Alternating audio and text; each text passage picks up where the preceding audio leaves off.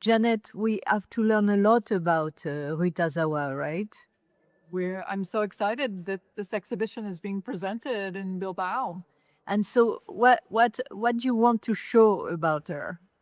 Well, Ruth Asawa was an extraordinarily gifted sculptor, painter, drawer. She worked in so many mediums, and it was one of the goals of the retrospective to show how her artistic practice unfolds across 6 decades and the interrelationship between her various mediums and forms of expression.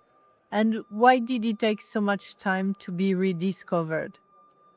It's a good question. Ruth Asawa participated in the commercial art world in the 1950s. You know, she exhibited nationally and internationally at places like the Whitney Museum and the Sao Paulo Biennale. She exhibited in galleries in New York, at Peridot Gallery in particular.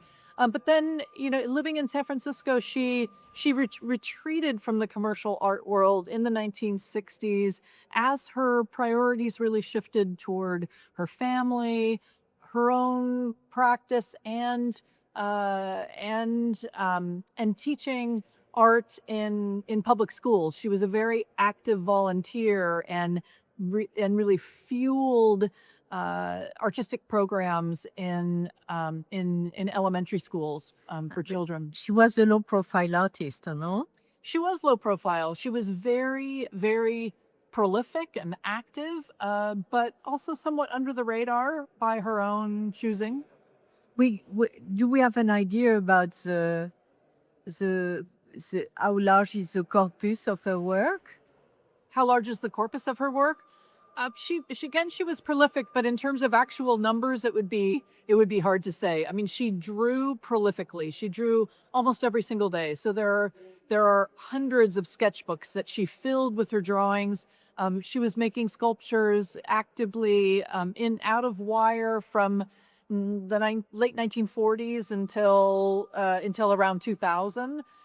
So it's a significant body of work. And what can we say about the fact that she was dedicated to wire? She learned this technique in Toluca, Mexico, from the marketplace, where artisans created baskets that would hold eggs, for instance.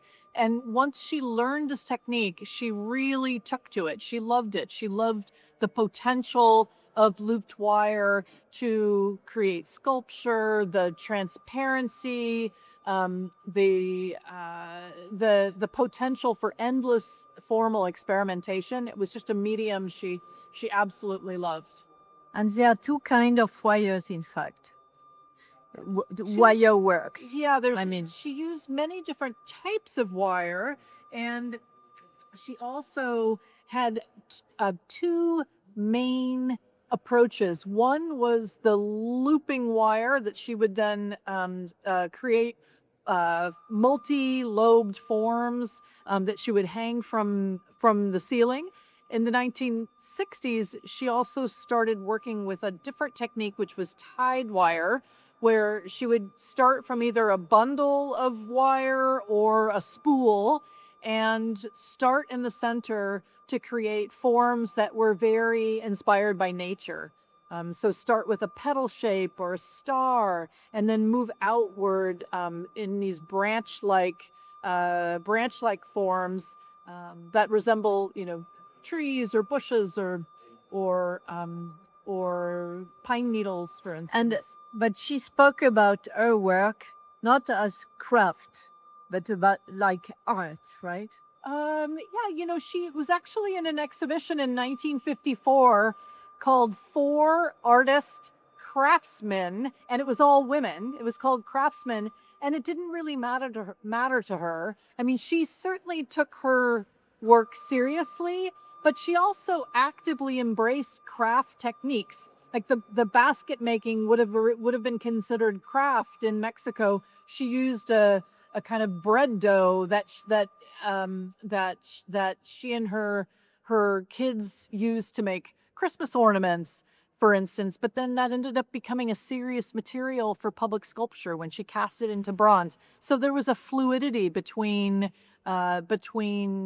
craft and fine art that that she embraced, and she She wasn't didn't so care concerned about what about the people distinction. could qualify her work, right? Exactly. Merci beaucoup.